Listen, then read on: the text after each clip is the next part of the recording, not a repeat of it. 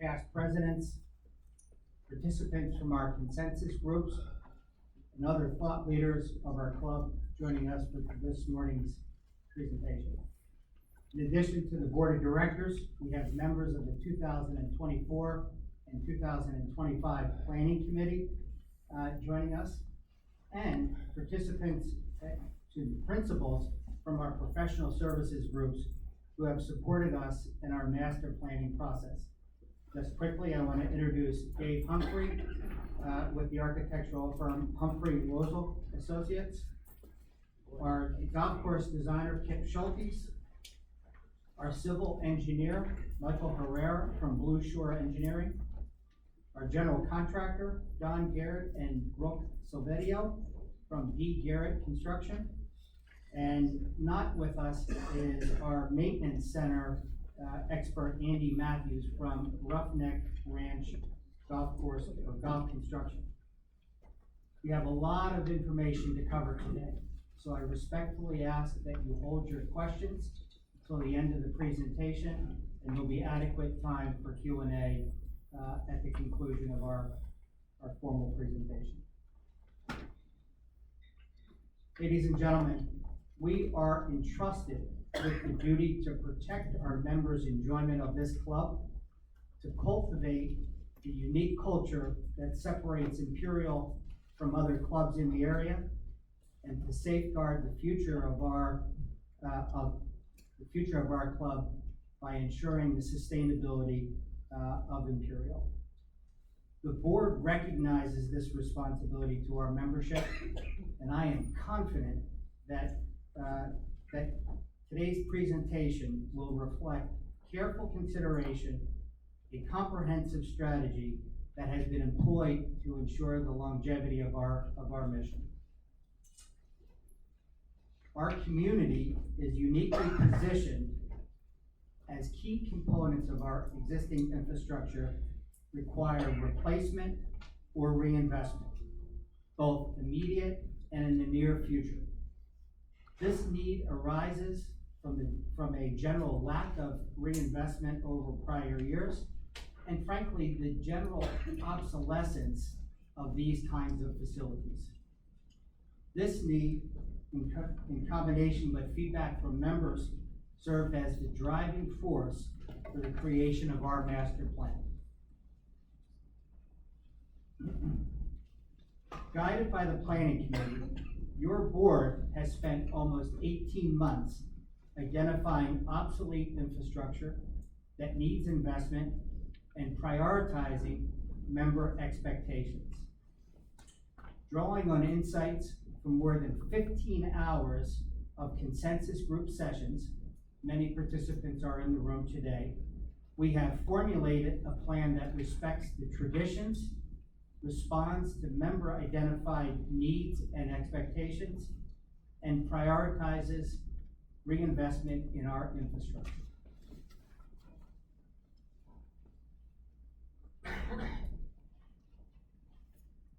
Continuing with our unwavering commitment to open communication, transparency, and member engagement, our presentation today seeks to align with you on our master plan, dispel misinformation that may exist, acknowledge risks that are associated with our plan, and identify our mitigating strategies. We will present two funding options for your consideration, and finally, we will address how the implementation of this master plan affects you. At this time, I'd like to introduce Beth Simmons, who has chaired our planning committee for the past 2 years. By way of introduction, Beth brings to bear a strong background in architectural and planning. With a master's degree in business, Beth worked with a commercial developer in Chicago as a project and construction manager, with over 25 years of experience managing complex, multi-year projects where she was responsible for the overall development. These projects included office buildings, institutional and educational facilities, as as well as specialized build-to-suit complexes. Thank you. Beth?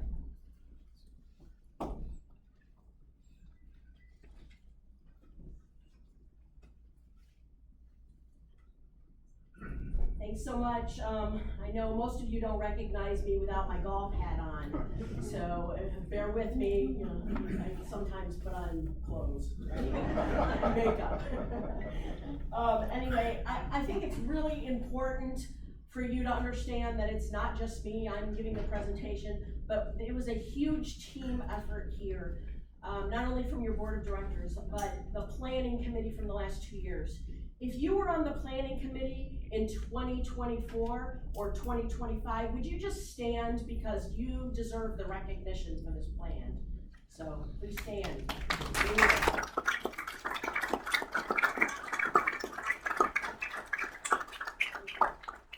And also our team of experts that John has introduced is very important. Can everybody hear me okay? Yeah. All right, great. So I would like to back up a little bit and give a little bit of background before we get into the details of the actual master plan. I wanted to start, and I am going to use a cursor here, so if you cannot see it up at the front with this arrow, then please look on the screens. I wanted to start by saying that, yes, we started about 18 months ago. That was with the member survey that went out, and also a new capital reserve study that we were updating at the time. The results came out in November of 2024, and at that time we engaged a lot of consultants, our consultants that are here as well. We also evaluated many aspects, and I will go over some of that in the due diligence later in the presentation. Then we started master planning in April of 2025. At that point, we went to a focus group, which was centered on people who were on committees, to discuss the master plan, to make sure we were headed in the right direction before we finalized anything.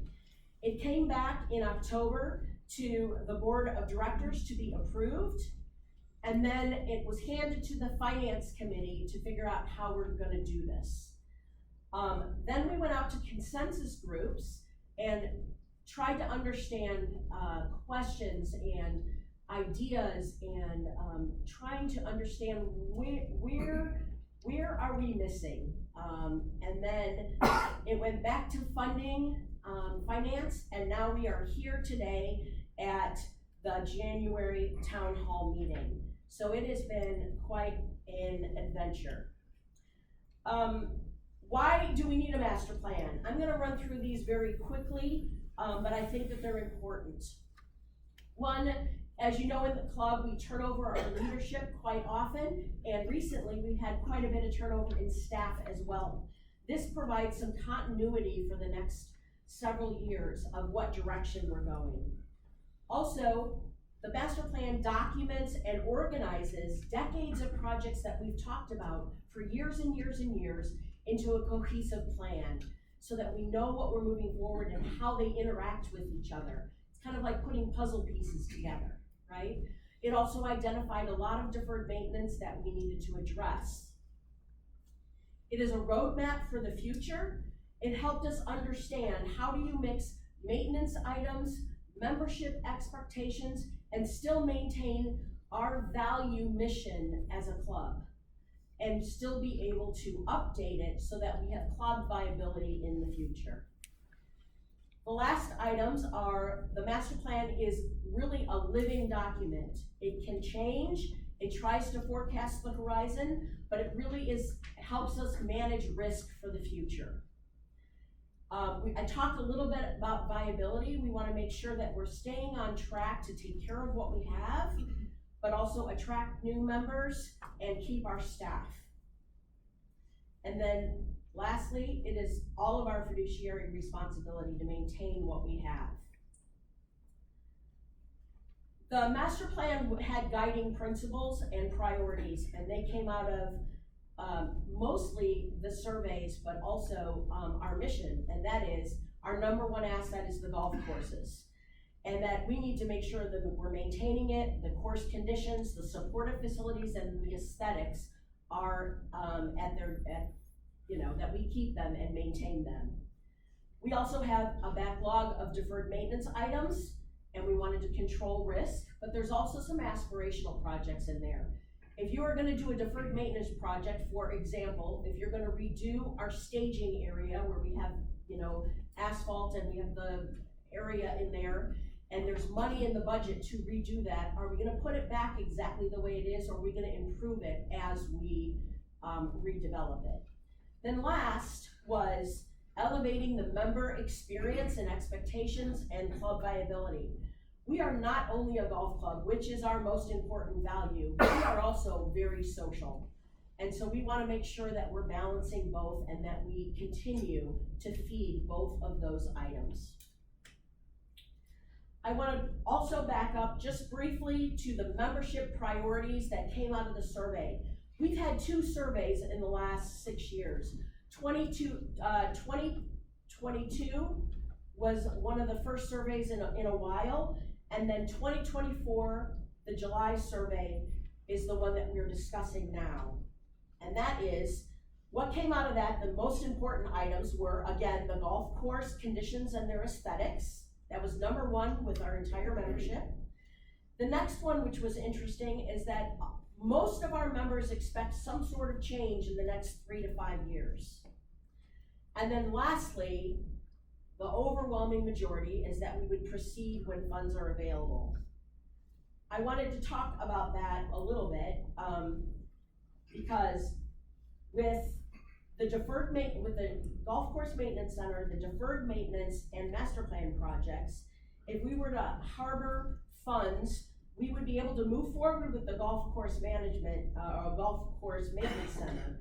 But all the other projects, would have to wait until 2038. And in the meantime, we would still have to maintain what we have. That was not acceptable to the planning committee and the board as well, because one of the expectations is that we would see some changes and some upgrades in the next 3 to 5 years. Another, if you look at the priority rankings that came out of the survey, and I know this is very small, so if you need to look at the screens, that's great. But the number 1 priority was first impressions projects, so we took that under advisement. The driving range, which we use every day, all the time, was also number 2. Reversal of the courses, which is interesting, because the master plan, I know some people expected that we were gonna reverse the courses immediately after the survey. However, we wanted to make sure that the master plan was done before we did anything, because the master plan takes into consideration reversal or non-reversal. But there are some compelling reasons why you would reverse both. Then short game improvements were important, lower level terrace and putting green improvements. So those were some of our guiding principles. Now I'd like to get into the master plan itself. You do have a picture on your handout. I know it's a little difficult to read, but I'm going to walk around the entire master plan and give you some details on that map so that you understand how the pieces fit together. First of all, I'd like to orient you to this map because you're going to see it over and over and over again in different pieces, and I want to make sure that you're following along with us and understand.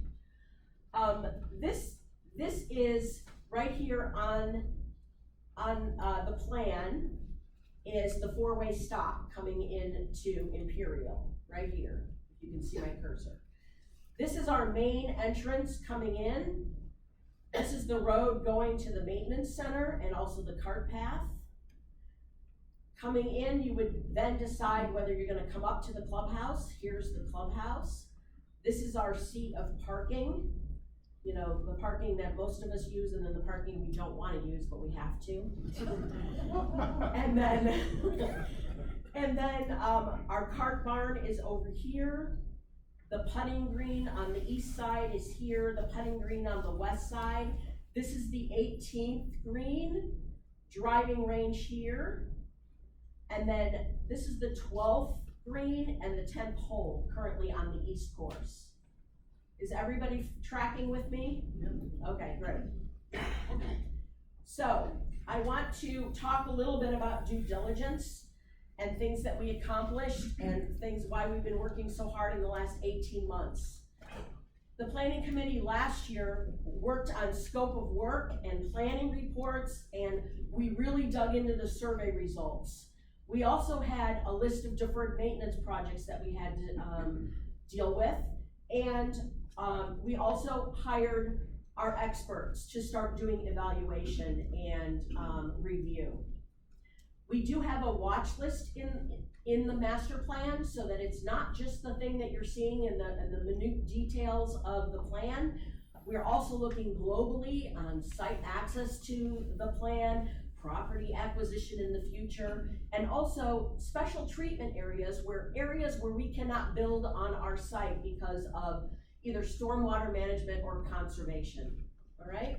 We looked at all the utility plans because it was important if we're gonna move things around that we do it financially and we understand where utilities are coming from. And the biggest thing was the evaluation. We evaluated our existing sites, our current structures, that's where the golf course maintenance center came in, as well as our cart barn and some of our asphalt and parking and infrastructure items. And we looked for code compliance issues and identified risks and liabilities. Out of that, it was very clear in the master plan that we needed to concentrate not only on the survey results, but the course maintenance center was a big issue.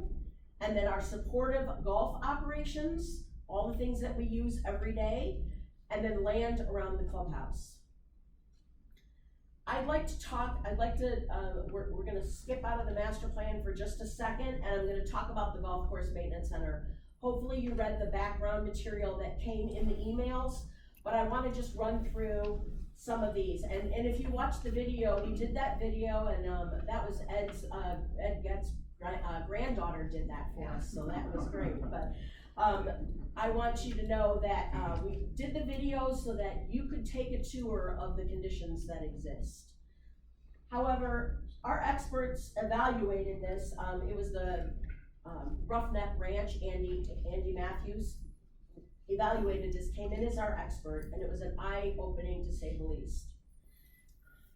Currently, we have 50-year-old buildings that were built for 18 holes of golf, which creates a severe lack of storage and lack of spaces. This fiscal year, Imperial is investing over $1.5 million in golf course maintenance equipment because our equipment was falling apart, and I hope you read that in the email. Yet, we do not have the ability to store any of that inside and keep it out of the elements or secure it. The evaluation highlighted many hazards and liabilities and code compliance issues. One was an environmental hazard. We had code compliance issues. We had structural risks with the physical buildings, operational deficiencies, workforce safety or human factor safety issues, and then we had lack of staff spaces, storage, and basic required amenities. Not only that, but deplorable working conditions.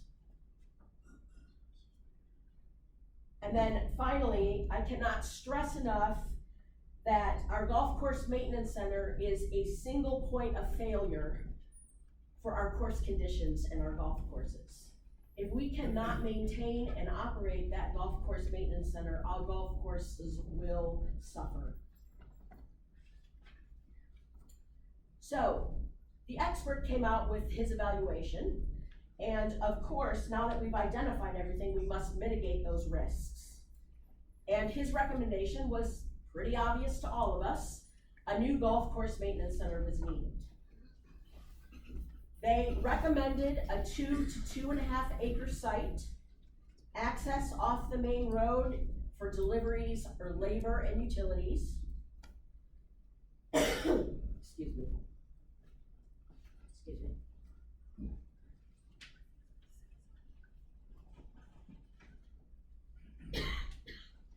If you can imagine, I'm losing my voice, so.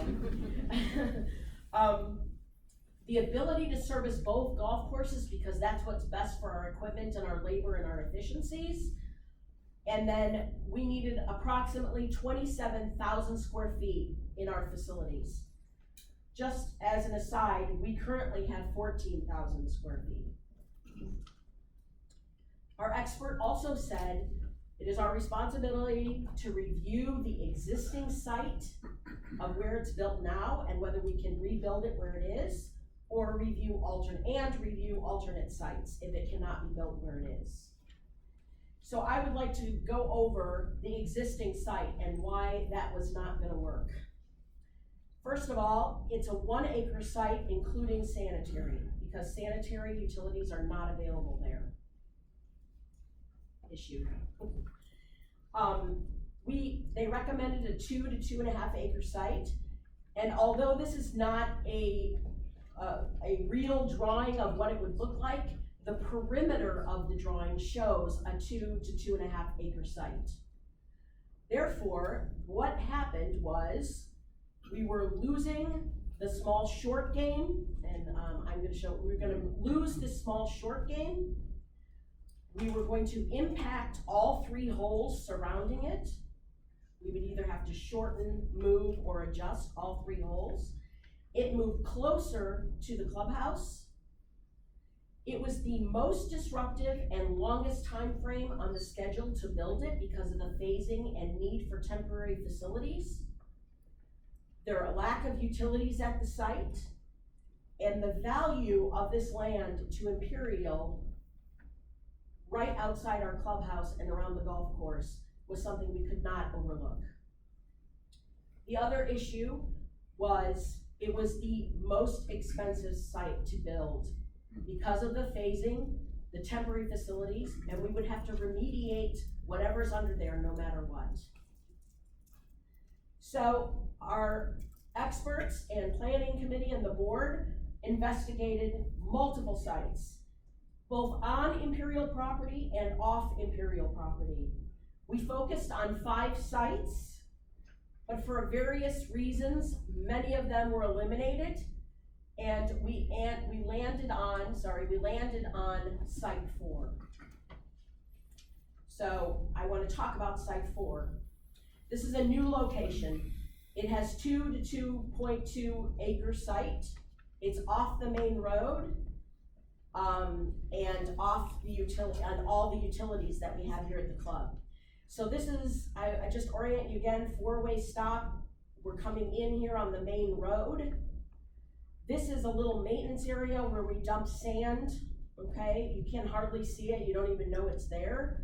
This is the start of the back parking lot here, right? The back parking lot, where we do use for dumping materials, putting pallets in there. You'll see semi-trailers and all the maintenance workers park there right now.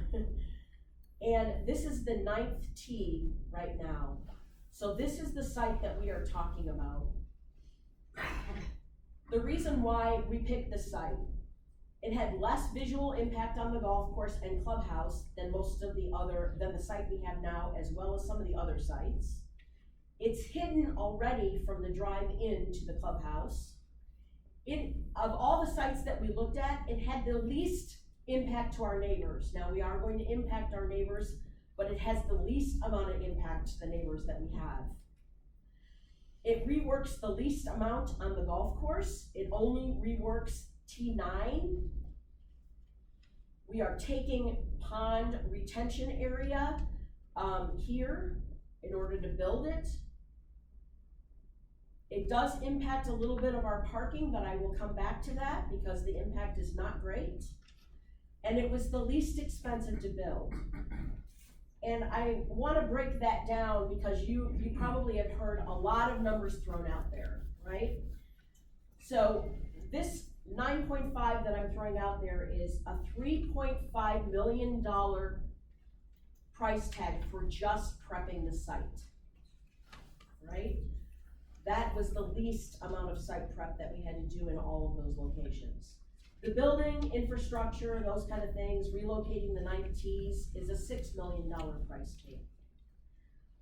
You've heard a lot of numbers thrown out there, and you will see the number for our first phase, which includes the golf course maintenance center, and it's probably, a little higher than that because we're including more, right? We also wanna make sure that we are being, and so this is the architect's rendition of the maintenance center. It is not the final design. I just want you to see how it impacts that site. I'll go back again. That's existing. Here's the new site. All right? I'll go back again. Here's the new site.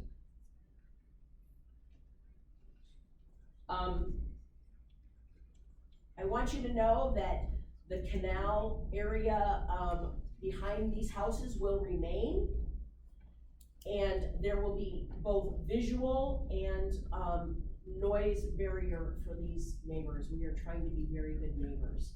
We will also be within all code compliance. Right? I'm moving on.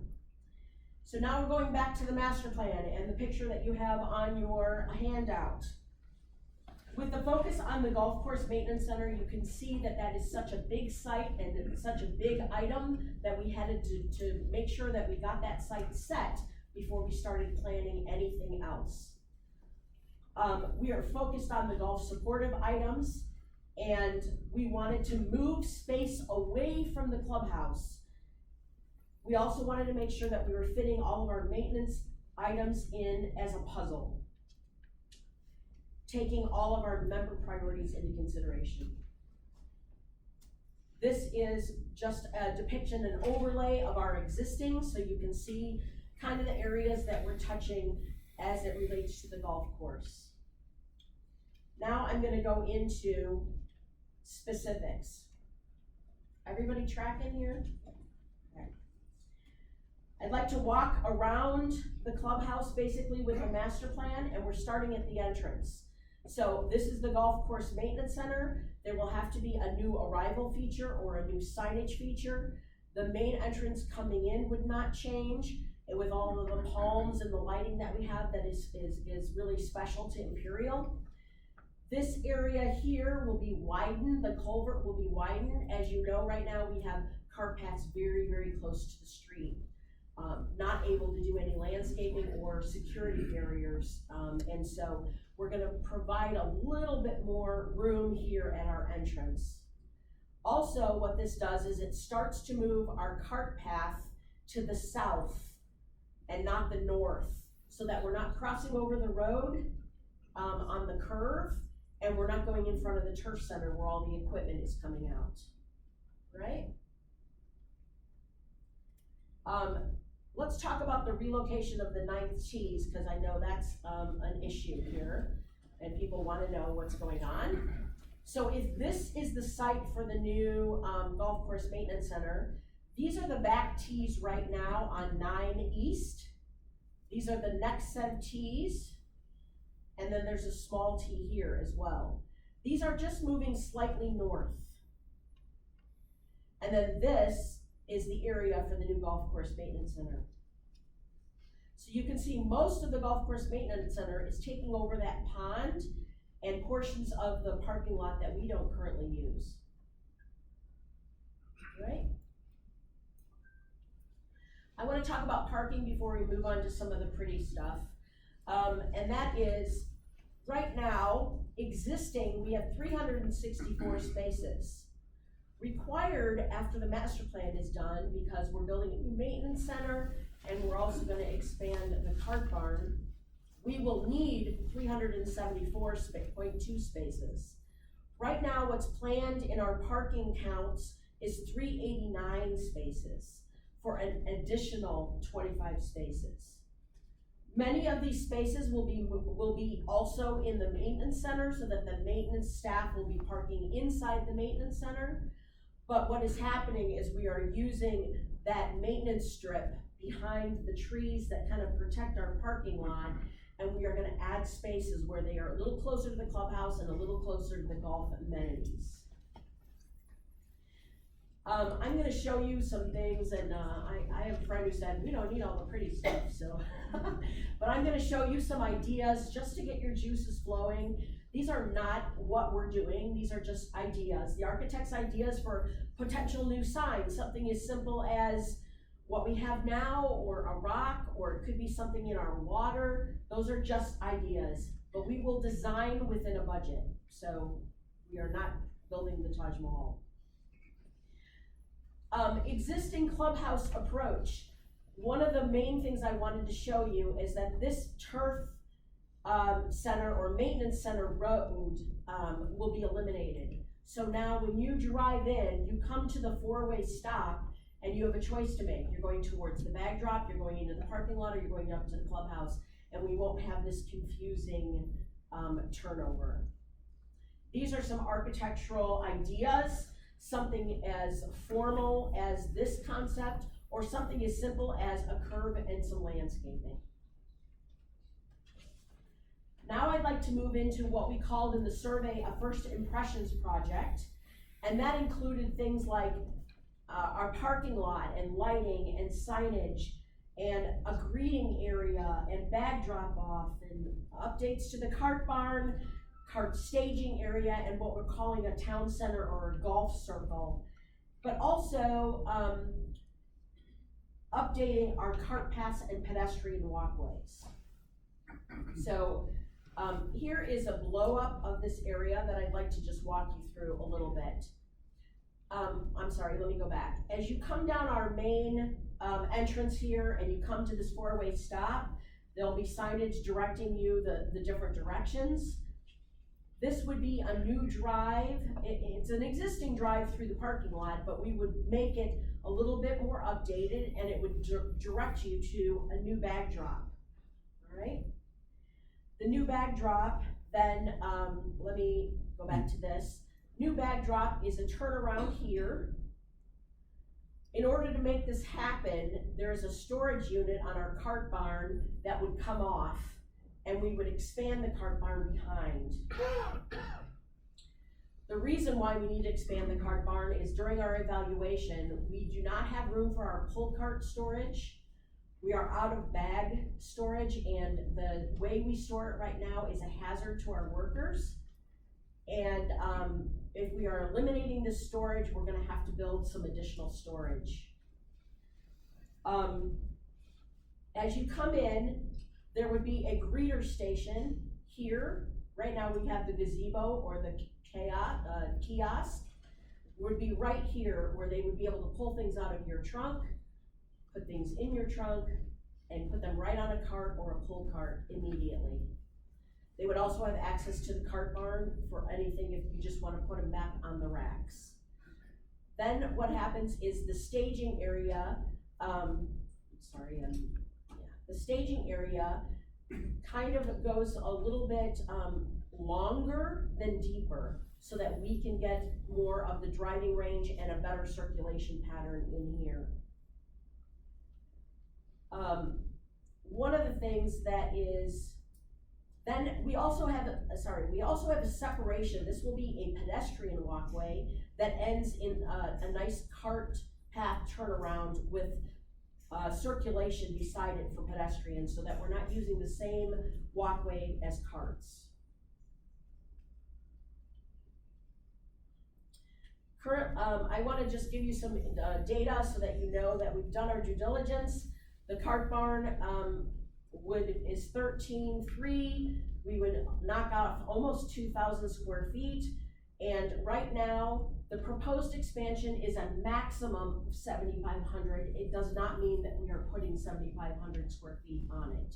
It'll come up in the design, but that's the maximum. So you can see our cart barn will expand so that we can accommodate the things that we're missing. The cart staging area, existing we have about 11,300 square feet. The reconfiguration is 20. That is the maximum amount of configuration. We will figure out in design what we actually need. This is our existing bag drop area. With the addition of the expansion of the cart barn, this is the architect's rendition. Does not mean that that's exactly what we're building, but it's an idea just to get that vista vista at the end of our drive, and when you're going towards the bag drop, will be much more intentional and match more of our clubhouse. Also, the bag drop area, there is maybe an intention of an overhang right off the cart barn, or some sort of pavilion, or something as simple as what you see here. Again, not designed, but these are ideas. I want to talk a little bit about the town center because that was in the survey. And what happens now is after the reconfiguration here, you have bag drop off and greeters right here. You have pedestrians coming in this way where they can go straight to staging, to driving range, to the golf shop. And if you reverse the 9s to hole 1 and the putting green, everything is still very centralized, very close to each other. This town center, or what we're calling the golf circle, is a circulation pattern for carts with a pedestrian walkway beside it. The architects has given us some ideas of how we can make sure people understand what's pedestrian versus cart paths with just some pavers, concrete, asphalt, those things. And then what does that golf circle look like, or that town center looks like, where everything kind of rotates off that circle? It could be as simple as a golf 4-sided clock, it could be something a little bit more architectural, or it could be a sculpture. Those are just ideas. But that's the visual that you see when you come in. So let's talk about the driving range. When the East Course was remodeled in 2023, it was planned to be able to move the first tees over for the driving range expansion. That's why this is the second hole green. That's why it was moved over in the renovation. The driving range, in order to expand the driving range, we need to move the 9th green closer to the water. And so, yeah, I know. You'll love that, right? Yeah. But the plan is, because these tees back here are moving, we want to maintain that dog leg, so then the fairway will also move to the north. So basically, we're going to take the 9th hole and move it slightly to the north, all right? That means the green moves a little closer to the water. In order to do that, you'll see that we're going to protect our parking lot. We're going to protect our parking lot with another line of defensive trees. And there's that lone cypress out there that we call Philip very often. It would be protected with bunkers to dissuade people from going that direction. You're gonna love that.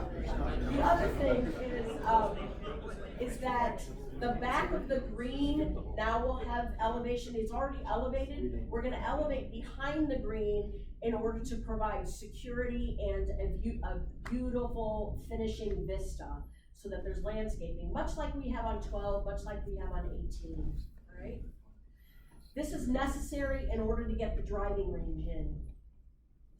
So let's talk about the driving range, specifically, since it was our number 2 priority and it's our most used item, second to the golf courses.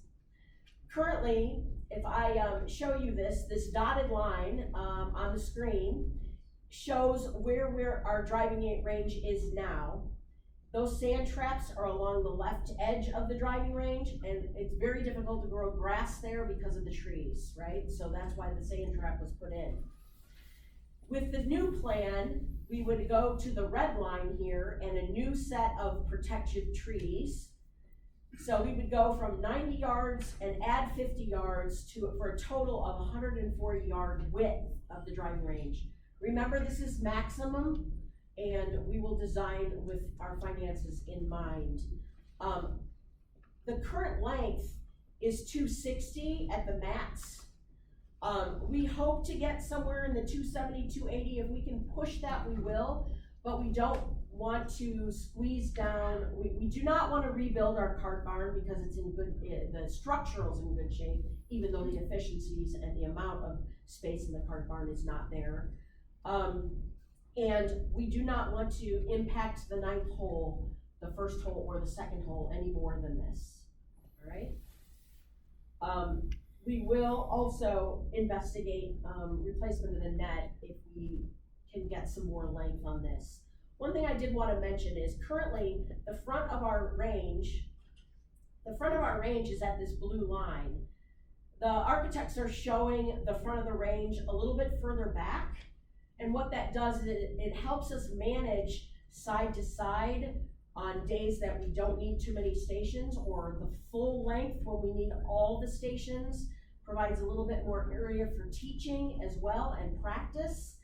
And then also it reduces the amount of times we have to put out the 220 sign. Right? So, this is the depiction of the driving range. We were very careful to identify things that came out of the survey. So this was the list of the items that we will keep in mind when we design it, that people wanted more stations. They wanted it to be remodeled with better turf that's more recoverable, improved targets and flags, better drainage, defined teaching areas, technology available for practice and recording and those kinds of things, upgraded equipment, mats, improved net, and longer. So those are the items that we will keep in mind when we remodel the driving range. I do want to point out, we would be remiss in the master plan if we did not identify an area for a teaching practice facility when we're long range planning. But this is a little misnomer on the driving range, because it is not in our current master plan. It is only planned for much in the future. It's not in our financing. We want to make sure that we have utilities and we have the ability to do it in the future when things are ripped up. Okay? I'd like to move on to the behind the clubhouse area and what is happening in this area. As you know, we are trying to move some of our amenities a little bit further away from the clubhouse. That was one of the concentrations of the master plan. This is in the future, just like the practice facility on the driving range. In the future, if we have any need to expand our clubhouse for any reason, whether that be maybe a golf shop expansion, more lockers, and or more spaces, event spaces, better configuration of the dining room to make more of a square rather than this elongated.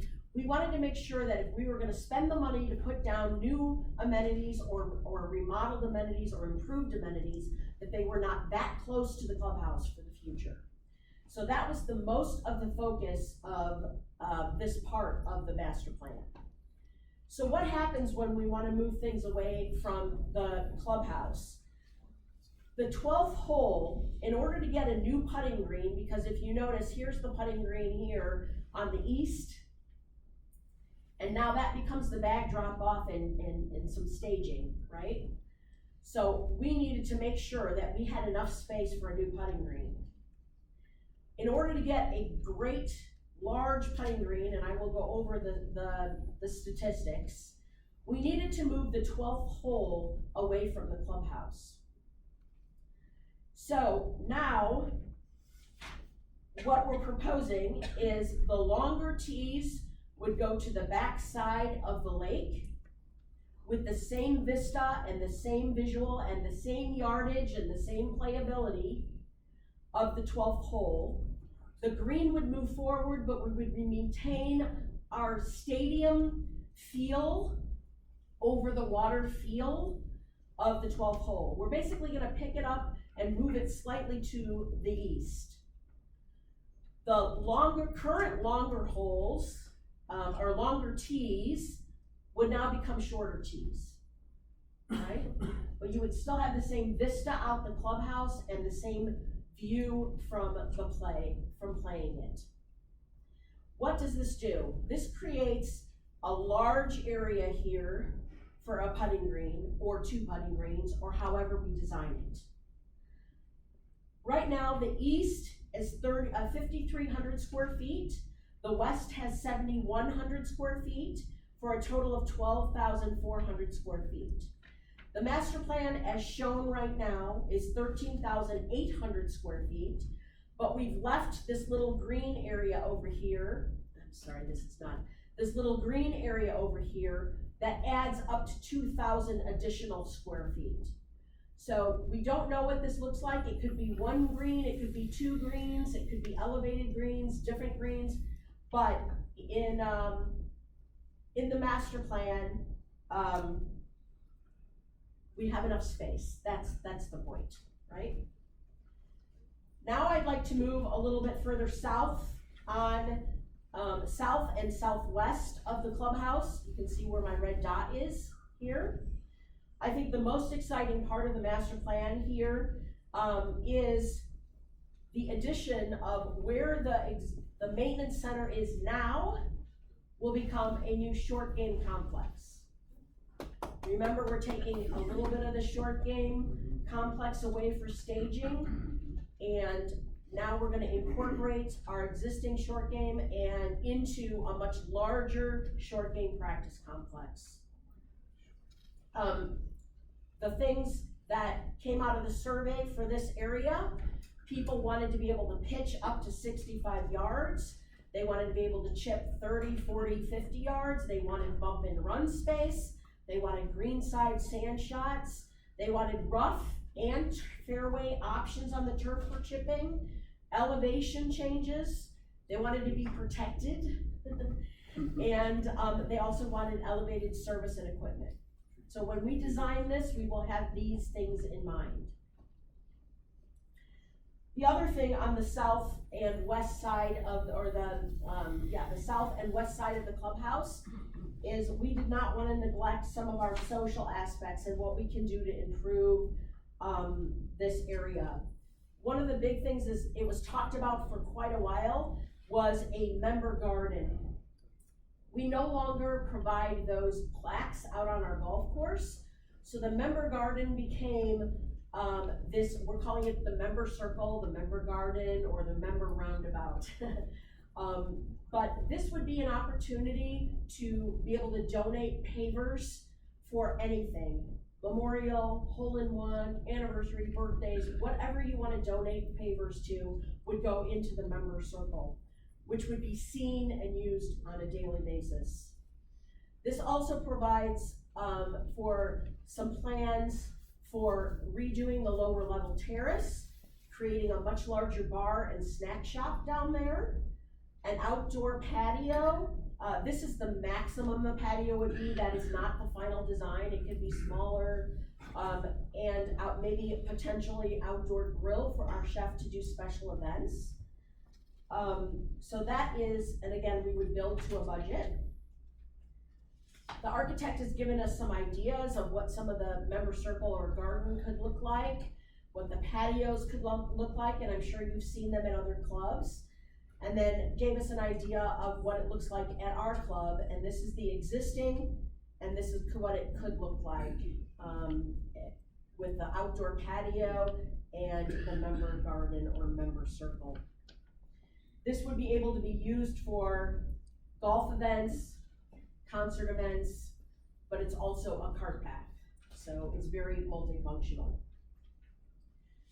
Now I would like to talk about how we get from our clubhouse to the west course and what changes there and what the master plan entails.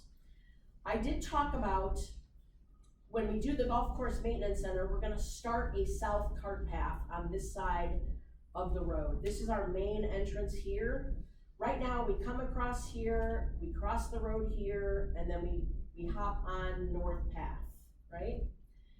This path would be, we would come from staging to roundabout, to another roundabout, come along the water on the south in the future. So I wanna show you, right now we cross over the road 7 times and we cross behind 4 houses' driveways, right? In phase 1, when we do the golf course maintenance center, we are planning on doing this south cart path. So if you can see where this yellow line is, this is the south cart path. You would cross over the road after the turf center so that cars can see you at the 4-way stop. And then you would continue the way we always do. And our north cart path would expand 10 to 12 feet wide so that we can have pathways going both directions. It's also very important that at the new turf center that our equipment be able to get out to the golf course. So we need that north cart path expanded no matter what. This would be in the immediate future. And you can see right now, I'm showing the west course as it is now with 1 here, 9 here, 18 out by the halfway house, right? The master plan takes into consideration the reversal of the 9s, but also shows us how we can get a south cart path completely on our property in the future. And how that directs people to the golf course and protects them away from the golf course. Better for walkers, better for cart paths, better for everyone. Now we are only crossing over 4 times, not 7, and no driveways.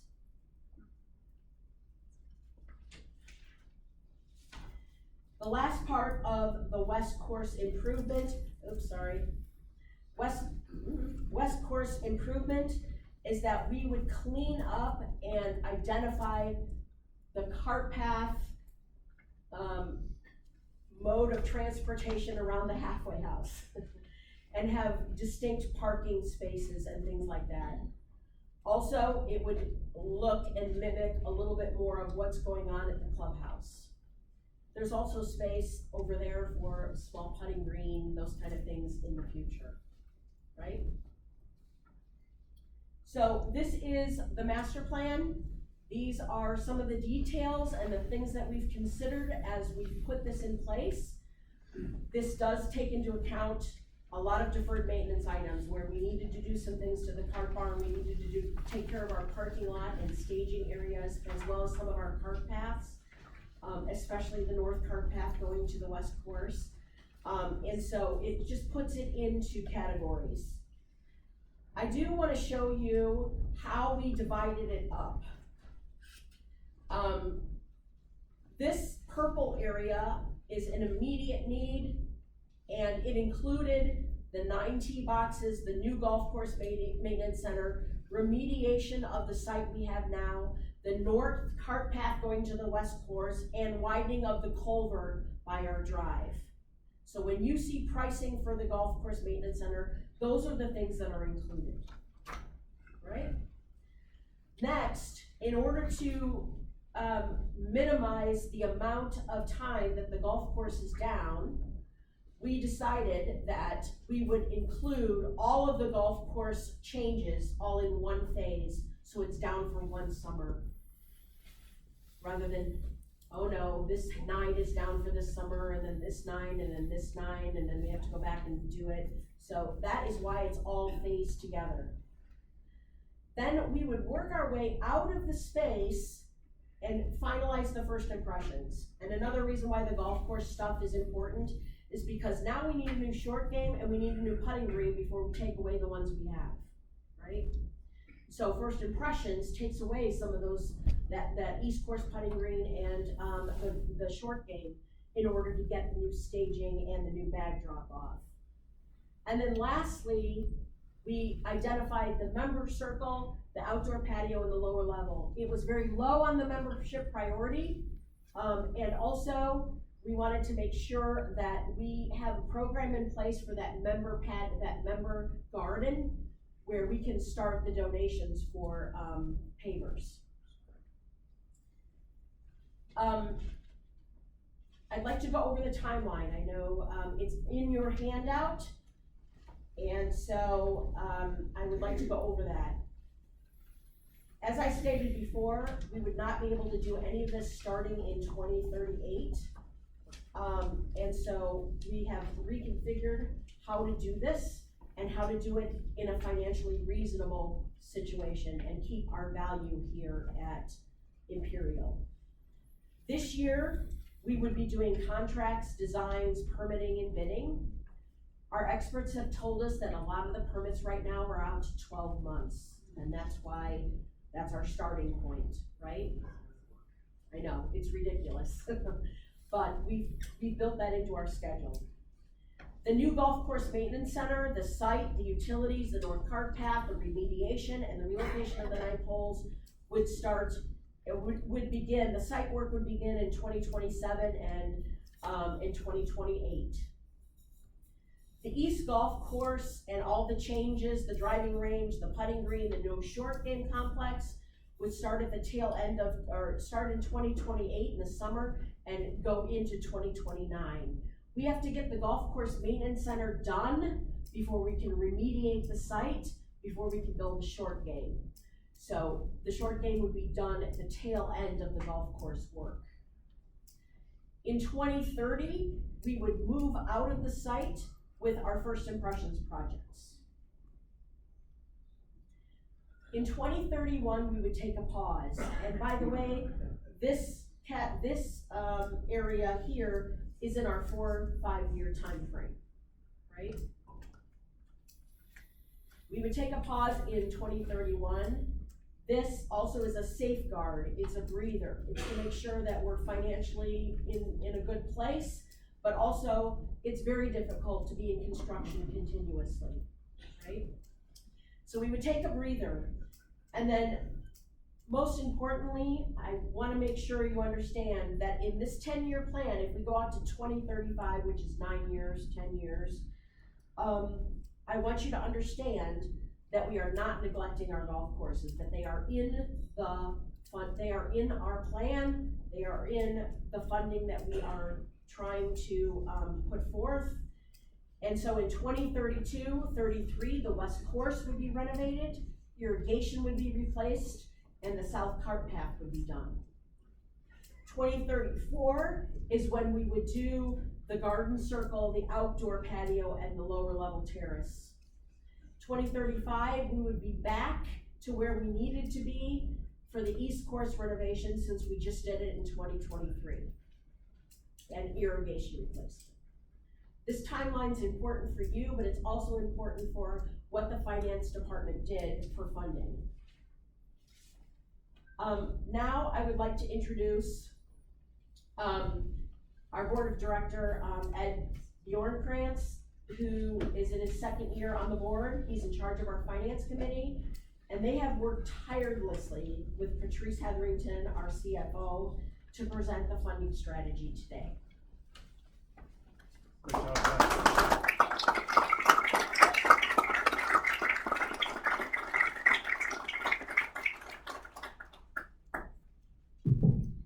And now for the fun part, right? Agree back there? Yep. That's a question. If you hear them, come back to raise your hand. Okay. To complete the master plan, we need to finance a total of $24.4 million over the next 9 years. 10.4 for the non-discretionary relocation and expansion of the golf course maintenance center, and $14 million for the remaining master plan projects. Our current capital expense plan, based on the reserve study, which includes all planned capital expenditures, including the west course irrigation and renovation and the east course. Ed, you need to speak up, Ed. Ed, Ed, you gotta you yell. gotta speak up, Ed.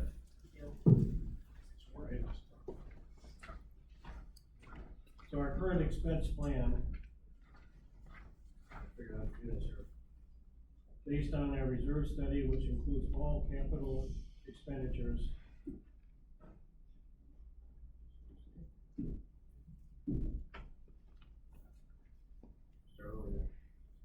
includes the irrigation and renovation of the west course and the east courses, and that is fully funded. New sources of funds will be needed to support the master plan. So with Patrice Hetherington, John Lee, the finance committee, and the board of directors, we've developed 2 financial plans to support the funding of those efforts with the following assumptions. We'll average 25 resignations per year and 23 new applicants, resulting in an anticipation reduction in the interim waiting category. We'll have a 3% inflation rate, 5% contingency on capital expenditures, 6% prime rate, and interest of 2.5% on any fund balances. And the initiation fee will remain at $135,000. The two plans will generate funds through initiation fees, capital fees, and either loans or assessments. And if you're interested in making a donation, Walter's parking spot may be up for bid if anybody wants to make a very significant donation. Over the next few weeks, you will have an opportunity to vote on which option of two options you prefer. So here are the options. Option one involves a long-term loan of $2.5 million in 2028, drawn from our existing line of credit and revolving loan, amortized over 6 years, and in 2032, a short 2-year loan of $1.1 million. Total borrowing over that time would be $3.6 million. With our maximum loan balance of $2.5 million and the remaining clubhouse loan of approximately $800,000, our total debt for Imperial would be $3.3 million, or roughly $5,700 per full member equivalent.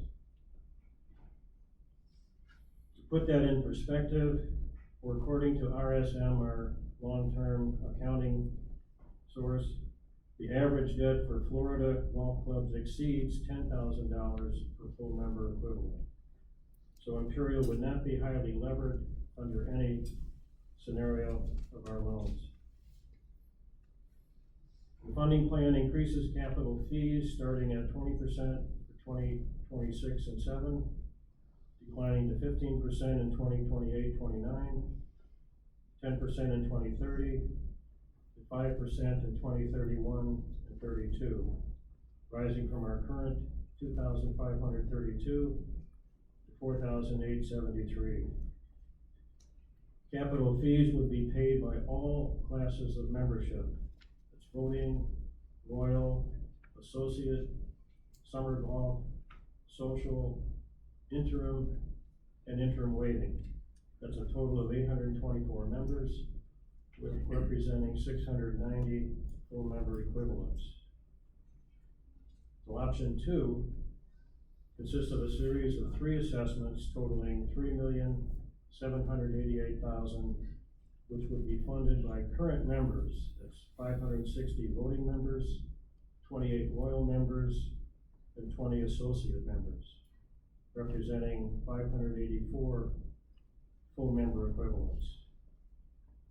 Assessments would be a total of approximately $6,600 per voting member and $3,300 for each royal and associate member.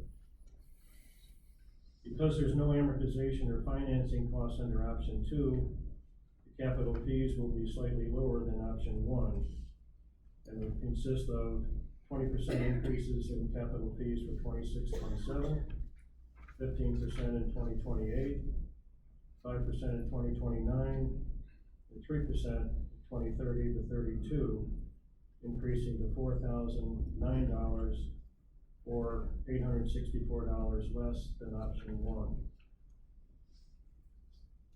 Historically, our cost of membership, which is dues, capitals, and assessments, if any, has been significantly below our peer clubs in the Naples area.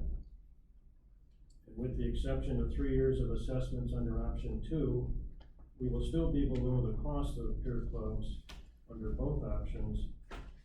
The difference will not be as significant due to the incremental costs of the master plan. Based on inflation of 3%, and thereby assuming a 3% discount on the value of money over time, present values, from a present value standpoint, the cost of the 2 options are approximately equal. Option 1 spreads the interest and capital amortization cost over 6 years, beginning in 2028. It also spreads the cost of financing over a larger number of members. The option one extended timeline would give us a greater opportunity to respond to changes in Imperial's financial position, positive or negative. If our assumptions prove to be overly conservative, and the number of new applicants and interim waiting members exceed our expectations, thereby generating more significant revenues, we can reduce the levels of capital fees increases or the amount of the long-term loan or the remaining assessments. Conversely, if the number of new applicants don't meet our goals and the level of capital fees are below expectations, or we can't maintain the $135,000 initiation fee, we may need to delay certain elements of the master plan or reevaluate portions of it. Naples is currently facing a soft real estate market.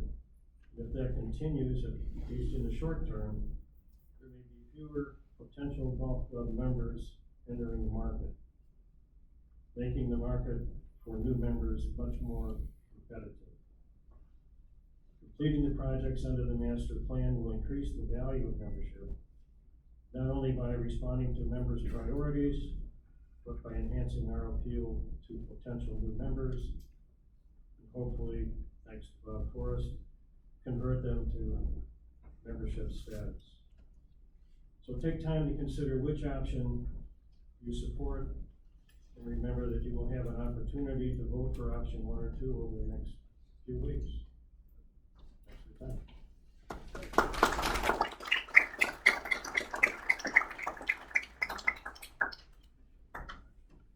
I always like following the accountants. Friends, the master plan presentation that you've just experienced represents the board's best efforts to address the near-term challenges we face and position Imperial for the future. While you may not agree with all the design elements, I am confident that you will agree that action needs to be taken now. As we move forward,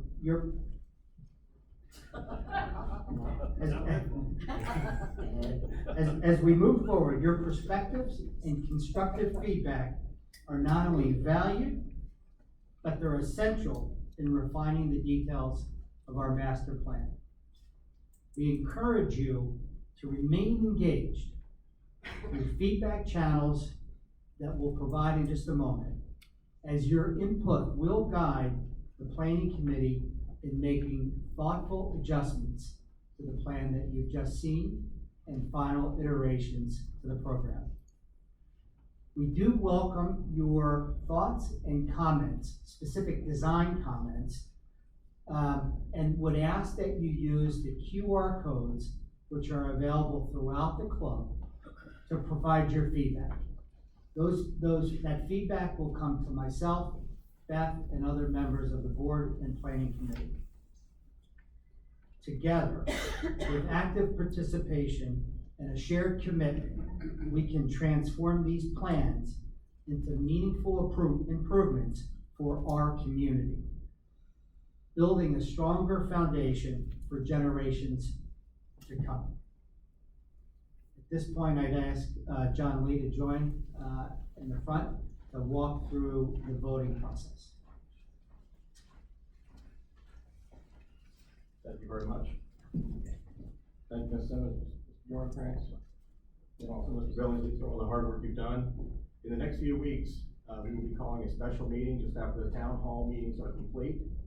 An electronic email voting mechanism will go out for you to vote on the two funding options. The special notice, the meeting will be held on Monday, February 16th at 4 p.m. So when you get that, all the information will be included, the links to each of the things that we've done so far, all the information you need. Definitely use the QR code, those are around the building. Use those, select master plan, any questions you have. We want to hear them, we want to know what's going on. We want to have the best information for our members going forward. So, yeah. that concludes the formal presentation of the master plan. And at this point, we'll open up for questions from the audience relative to today's presentation. If you raise your hand, John will give you the microphone. Please announce your name and your member number, please.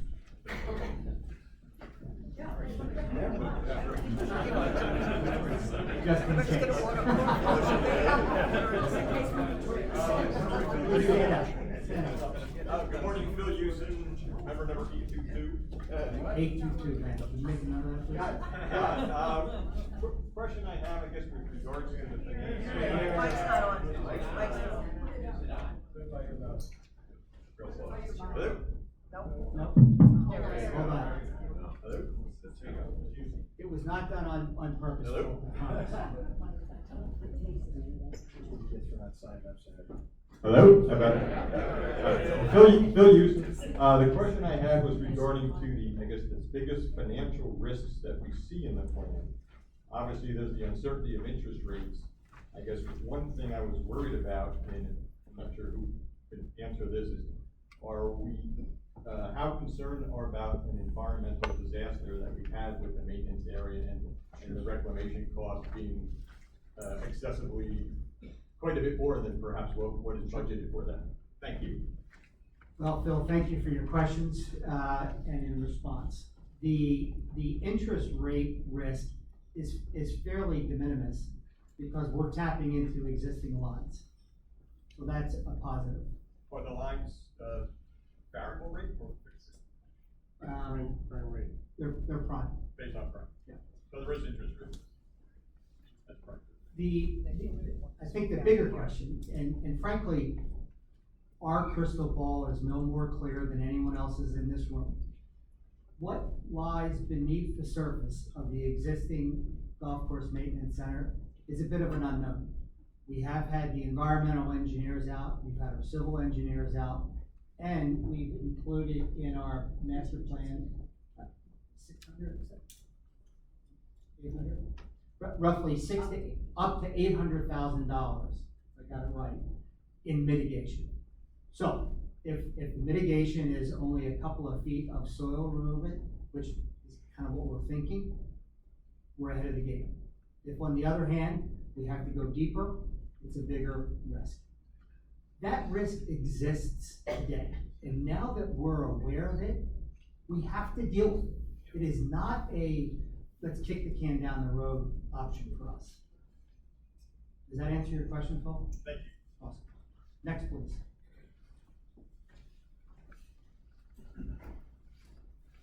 Hi, Cahill.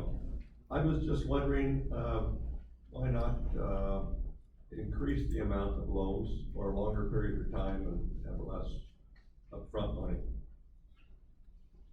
Pat, thank you for your question. We didn't get your memo number, but that's okay. We debated vigorously the debt option versus the assessment option. In the consensus groups, there was a clear line of demarcation between those members who preferred a debt scenario and wanted to lever up versus those members who preferred an assessment option. And I will tell you that there is disagreement amongst some of the board members on which option is preferred, hence coming to this group for your input. We have talked about increasing the debt level above the $3.6 million line, but decided that designing to a budget provides, frankly, more fiscal accountability to the board and to the planning committee and facilities committees. And so at this point, we feel comfortable that the debt ratio that we talked about, the leverage ratio that Ed talked about, is the right amount for this club. We can always expand it if the case requires. What about longer term loan? Well, that's another great question. Some of us felt like we should push it out to 10 years. Others felt strongly about the 6-year scenario. We feel, given our current operating results, that 6 years is the right term for this loan. I would also like to add to that because, you know, we also indicated this scenario of maybe a little less capital fee increase and a little bit more debt as well. And the problem with that is that we have so many deferred maintenance projects on the list that have to get done, that the capital fees have to increase regardless. And so it really came down to debt versus assessment. I guess in conclusion on that point, the numbers that you saw that Ed presented, in addition to the work that we're doing on the master plan and on the golf course maintenance center, we have ongoing keep the lights on expenses, whether they be in the house, whether they be on the golf course, whether they be new mowing equipment. All of that has been contemplated in what is a 10-year capital reserve study, looking out as best as we can today. Next question, John, up here in the front, please.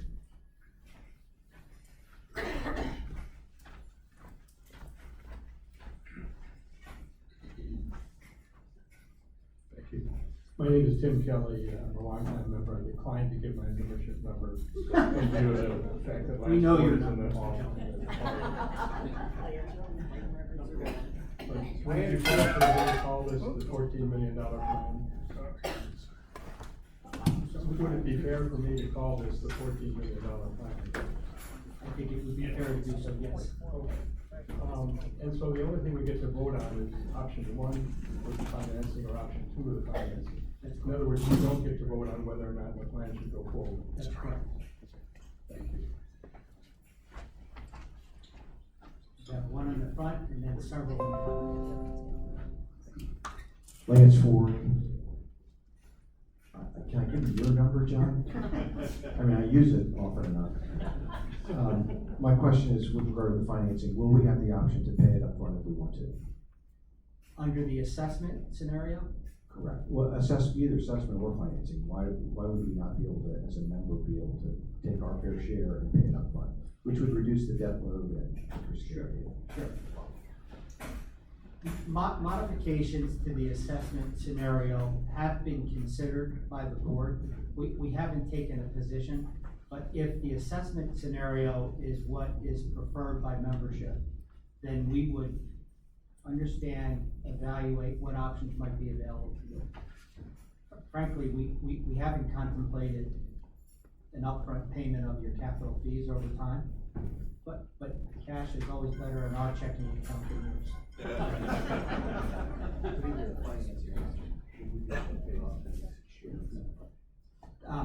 The financing share is embedded in all of the assumptions, so you're not writing a check under the debt scenario. It's just embedded in your fees and in, frankly, new member reductions. It's only the assessments in there. Do I have that right?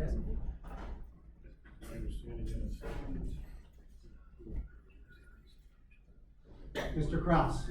Well, explain Dave Kraus, number 72, for obvious reasons, golf score. I guess the loan is not similar to a mortgage, like a house mortgage, where you put a bunch of money down and the rate comes down, or that you can extend it out by putting money down. And if people wanted, like Lance, wants to put money down, then wouldn't it make sense that the more money down you have, the better loan you can get over whatever time period is ideal? Or is this line of credit that you have kind of lock us into a certain period of time and certain amount as the way you're financing it? Do you understand my question? I believe we do. I believe we do, Dave. We have considered this to be a binary decision, either A versus B. We've discussed sort of a mishigash where we would have some level of assessment and some level of debt, but frankly, it got more complicated for us to understand and for us to present to membership. I suppose we could consider another option, but it has not been at this point.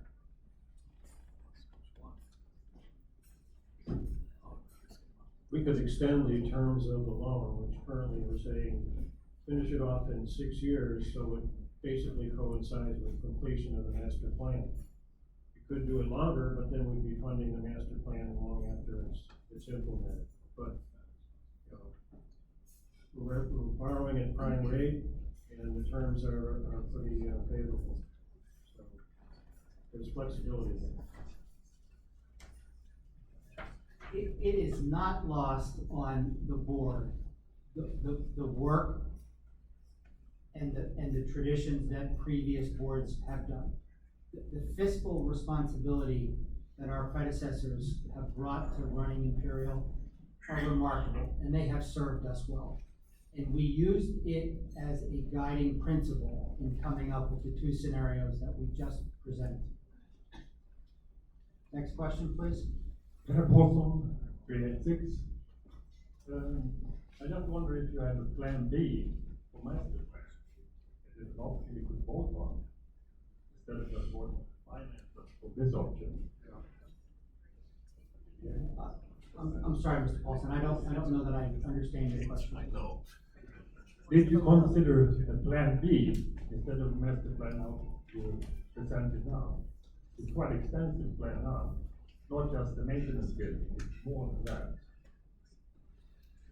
We spent 18 months working on the master plan. I understand that, but now we have 20 days to vote on the finance only, not on the plan. We're not asking you to vote on the plan. But we should. I appreciate that. The golf course maintenance center is a non-negotiable. It has got to be addressed for the reasons that Beth just indicated. Once we start the maintenance center, the rest of the blocks have to fall into place.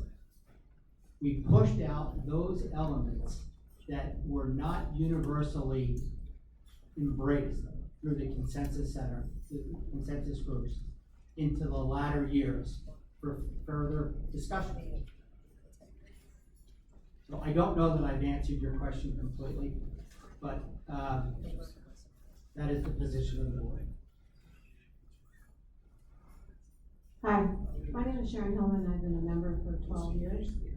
And would like to very much thank the board and the committees for all the work done on this and on the excellence and the preciseness of the presentation. I knew kind of what came up the survey, but I didn't know anything else coming into this, and I think you did a great job today.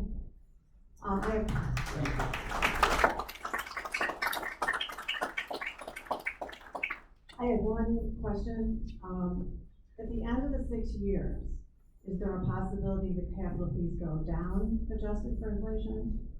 In other words, is the base capital fee, how do we think about that? I'm just trying to understand that one aspect. The historical rate of capital fee increase, my guess is somewhere between 3 and 5%. Until this year.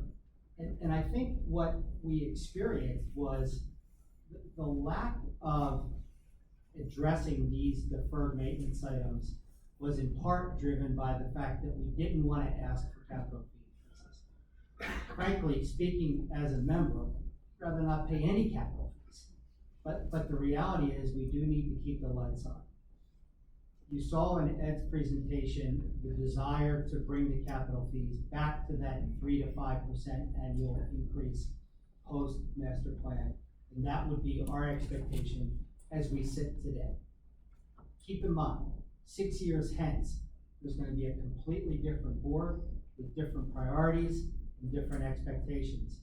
So it's difficult for us to commit on behalf of them. But I do appreciate the question. Thank you.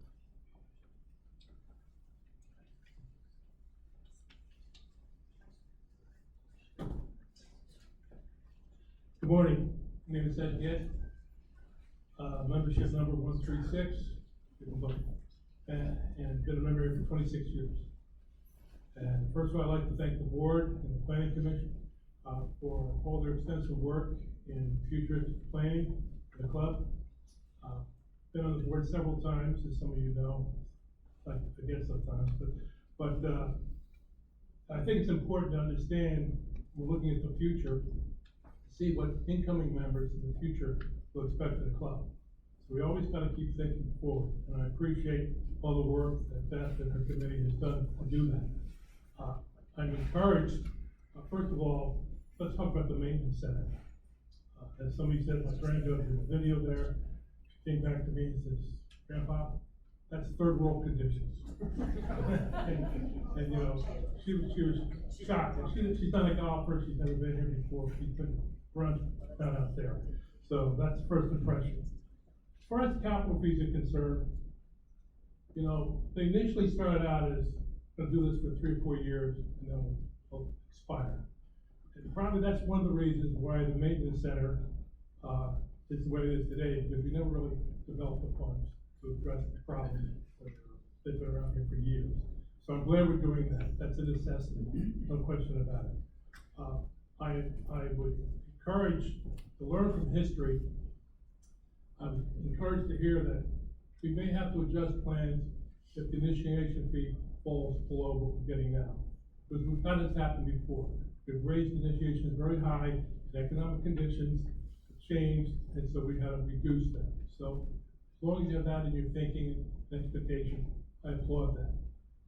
The other thing is, the maintenance, 2 things, where you wanna move maintenance center. John Hill, I know when we did the halfway house, talked to people in council with, make sure that they were okay with that, because it's in their backyard, basically. And I would hope that, someone in the planning commission or the board, go talk to those neighbors that are gonna be facing that, because the lesson learned here back in the 90s, when we built the restroom on the east course between the 4th and 5th hole watering station, the neighbors sued us, for obstructing the view of the golf course. And we settled out of court somewhere in the neighborhood of $40,000.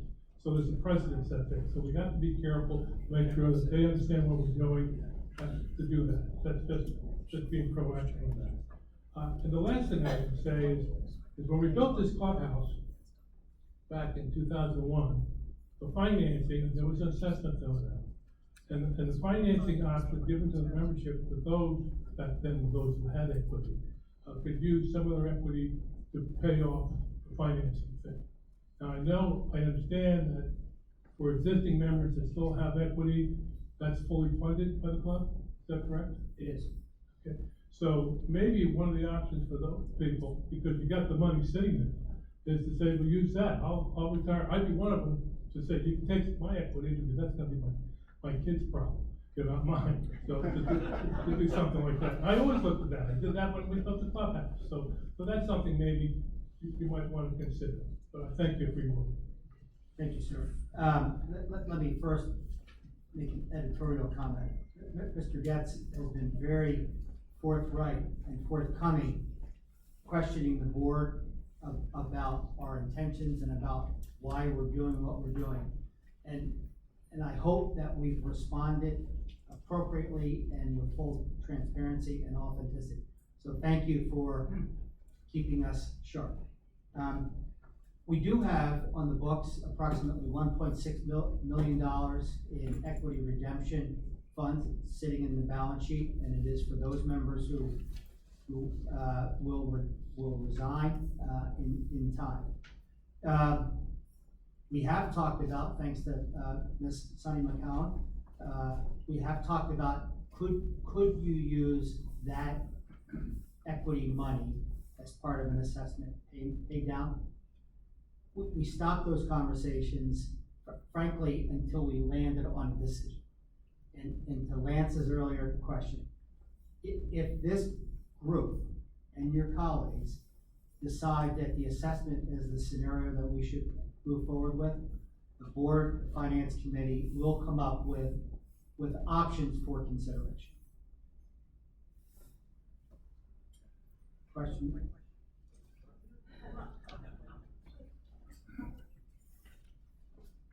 My name is Joe Albers, and I've been a member since 1998.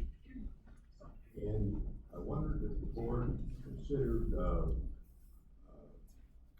allowing more royals, more members to become royals. What would happen, I guess, is that you say, 20 royals. And you were allowed to bring in members from the waiting list, 20 members. That's 20 times 1.5 times 130,000, which is 2.6 billion, I think I'm right. And I know you're talking about compaction and all that, but I see a lot of tea opportunities in the afternoon. The club is not used, it's just peak time. So I just wondered if any consideration should be made in that way. For those of you who don't know, Joe is number 19 on the royal waiting list.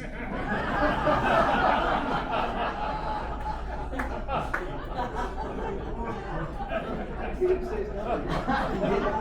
say his number. He said he was only looking out for the people ahead of him on the list. It's interesting that you raised that issue, Joe. I had another member approach me this week and asked that very question, who was not even on the royal waiting list. We have not had any discussions regarding expanding the royal list. There are obviously implications to doing that. It may require a bylaw change, John. Policies. Just a policy change. So we have not had conversations. I'm happy to add that note, and I will take that up with the board. You're welcome, Frank. We've got one over here, John. Up front.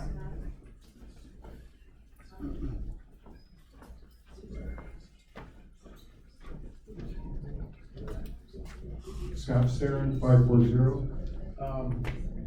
Again, just to echo Sharon's accolades to the board, great job and great insight on the issues that we face.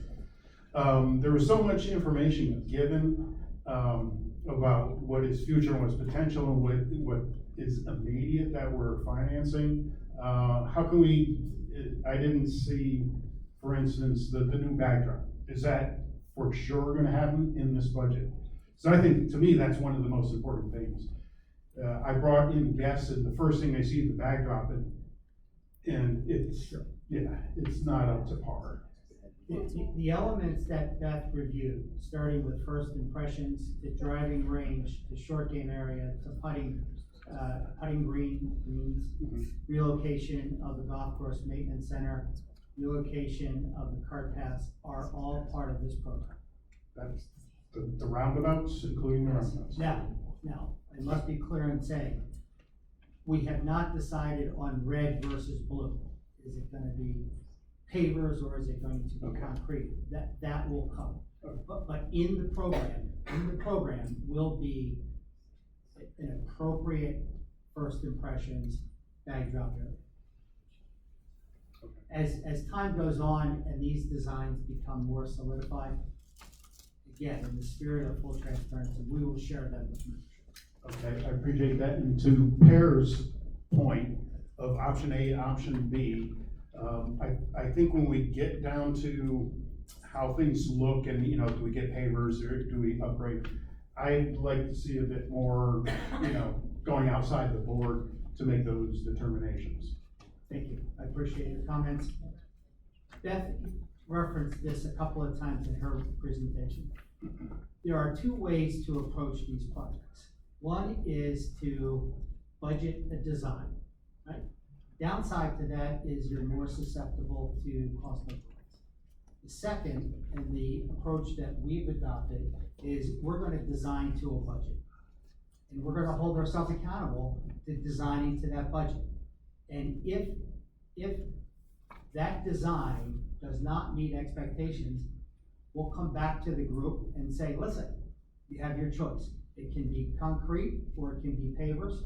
If you choose pavers, it's gonna add $50,000. But budgeting a design designing to a budget is our approach. And I'd like to just add to that because, when we were going through budgeting process, we did a low, medium, high-end budget process.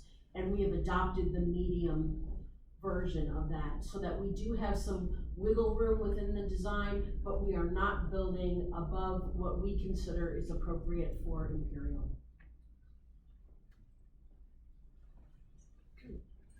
Time.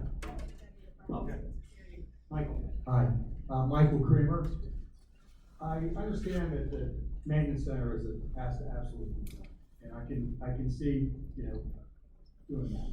The rest of the plan that's down the road, I think the last comment was made, it's gonna be not just a decision made by the board alone and presented like, here's the decision, you pay for it.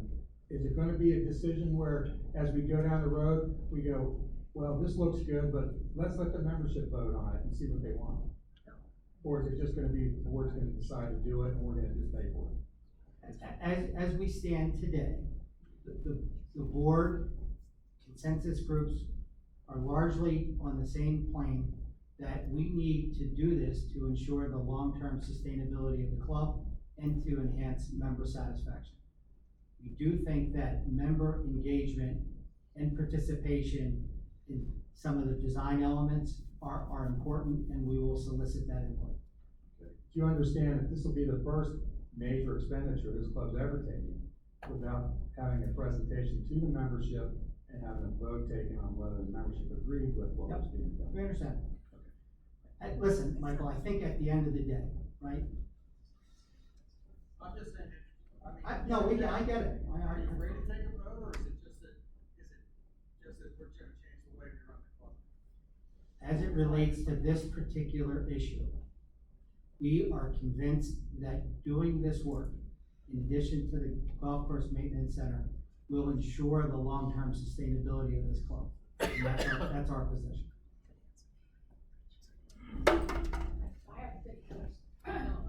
What do you want from us? Would you like us to vote?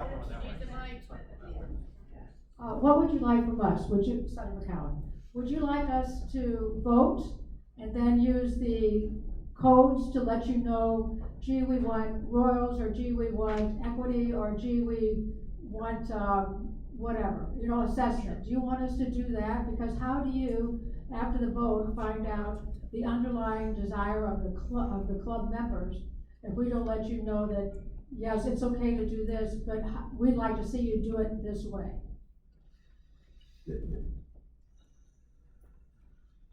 First thing that we want is your vote, debt versus assessment. The QR codes allow you to provide input to us, to the board, to the planning committee, management, directly around your feedback. Like it, do you not like it, do you want it red, do you want it blue? To Michael's question, those kinds of feedback elements would be greatly appreciated using the QR codes. But what we need you to do is vote, debt versus assessment.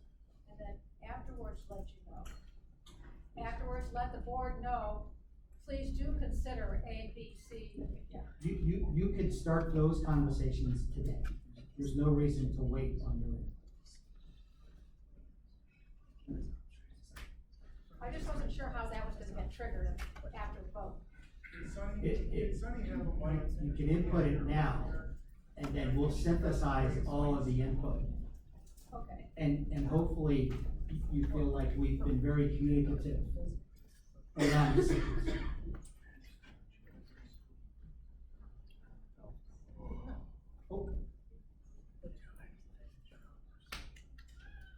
Don Shaw, John, thank you for the presentation. An overarching question I have is it the intention of the club to have no debt? And after 6 years, will we be debt-free except for what remains on this thing? This club has historically been debt adverse. It has served this club remarkably well during downturns. There are some of us who believe bringing down the weighted average cost of capital by utilizing appropriate amounts of debt is the right direction to take the club. I don't think that there's a prescribed no debt, yes debt. I do think that maintaining a fiduciary discipline is critically important. Completely agree with that. I do recognize that two choices for us are front end and loaded for a capital project that will benefit this club many years in the future. Some of it's deferred catch up, but a lot of it is. Perspective, yes. Yeah. Including all of this. I think that's the reason for some. What other options are there? Well, again, Strictly that. I think debt is a great tool to fund prospective projects beyond that which you've seen today. It will come up to the board to make a decision as to what that level is. Wayne? In terms of long-term debt, after we pay off the loan, 2.5 million, 1.1 million, we paid off the clubhouse loan in 4 more years, we would be debt-free. There may be some other way to fund something going forward that requires some debt. But it could be very low, and our debt per member is extremely low relative to every other club in Florida, basically, according to RSM. No more questions, thank you very much. Any other questions from the audience? John, we have one up there in the middle. Sorry about that. So, just a couple, Red Yellow versus 336.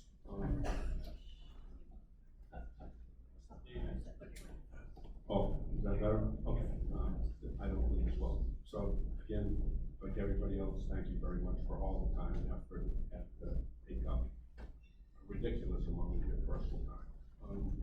So, a couple questions, if you don't mind me asking as a follow-up. Right now, how many interim members are there that have access to the course after 1 hour? There are. Are we at 80 or 40? There are 40 interim waitlist members, and there are 40 interim members. So a total of 80 members. 40 have access right now after 1 hour, the question you're asking. So interim and interim waiting, is that what this is? Okay, the other question is, and this I could be totally wrong, in trying to piece together what certain board members have told me, what past board members have told me, and what people on committees have told me, is we had an awful time trying to replace Mike Hendricks. One of the factors in that was the deplorable condition, and it has been that since I've been here for 14 years. I knew Mike Hendricks, I think, fairly well. Trying to hire a young stud to come in here and take this over with the conditions we have over there was probably a losing battle from the get-go. So it makes sense, and I believe we should be a golf club, take the golf stuff first, that the center is absolutely necessary. How long is Mark Black here for? I understood 3 years, but I could be wrong. Unless, John, you know something different. Mark has said to us that he is here. He is completely engaged. I think he feels respected. I think he feels the love from the membership. And given the investments that we've made and will continue to make, I think he's here. Okay, so Now, that's, so if he was only here for 3 years, my concern was that the center would not be done in time for him to leave, thereby reintroducing all the problems forward. You don't see that? I don't, succession planning was one of the big issues that we tackled. And it should be. And as we sit today, we feel that Mark is stable. God willing, he hits Powerball tomorrow and he retires. Absent that, to the best of our knowledge, he's here. Okay, that is the question. Thank you very much. Any other questions from the group? Ladies and gentlemen, thank you very much for your time.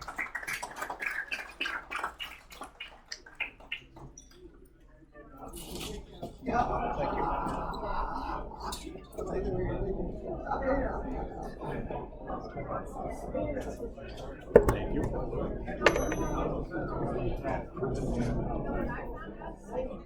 you.